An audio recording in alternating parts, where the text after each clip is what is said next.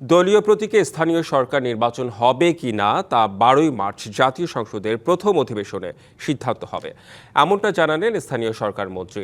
সচিবালয়ে তার দপ্তরে সদ্য নিয়োগ পাওয়া 6 সিটি কর্পোরেশনের প্রশাসকরা দেখা করার পর তিনি সাংবাদিকদের একথা বলেন। এছাড়া আলাদা সাক্ষাতে প্রধানমন্ত্রী তারেক রহমান প্রশাসকদের জনগণের প্রতি গুরুত্বপূর্ণ বিষয়গুলো সমাধানের উদ্যোগ নেওয়ার নির্দেশ দিয়েছেন।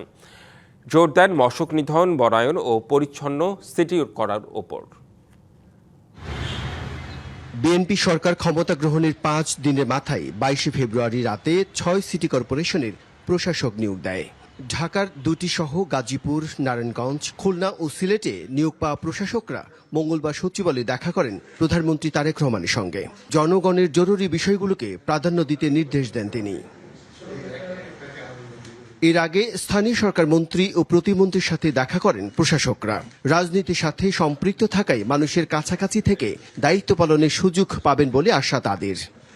আমাদের উপর যেমনি আজকে আস্থা রেখেছেন আমাদের মাননীয় প্রধানমন্ত্রী, ঠিক তেমনিভাবে আমরাও আমাদের দল এবং জনগণের উপর আস্থা রাখি এবং জনগণের সহযোগিতা নিয়েই আমরা সেগুলো সমাধানের চেষ্টা করি। যে আস্থা রেখেছেন সেই আস্থার জায়গা থেকে বলবো, আমাদের জনগণ যাতে প্রকৃত সেবাটি পায় তাকে নিশ্চিত করার জন্যই আমরা কাজ করব।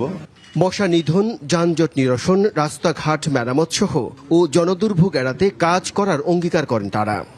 আমার প্রথম কাজটাই হবে মানুষকে স্বস্তিদায়ক সুপেয় পানি, ট্রাফিক কনজেশন, রাস্তাঘাট মেরামত, এই সমস্ত প্রায়োরিটি দেওয়া।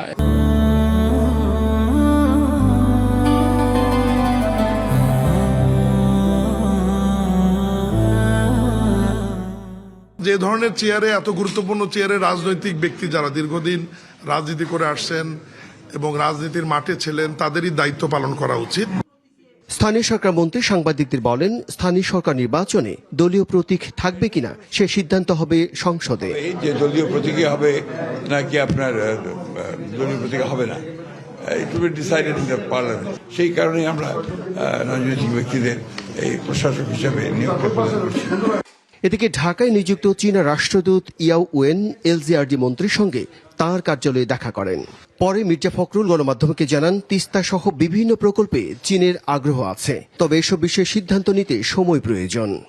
আগেই বলেছি যে আমরা তিস্তার সমস্যার সমাধান চাই এবং সেটা চায়না নিজেরাই অফার করেছে যে তারা করতে চায়। সেটা আমাদের গভর্নমেন্টের সিদ্ধান্ত হবে, তখন আমরা সে ব্যাপারে জানাতে পারব।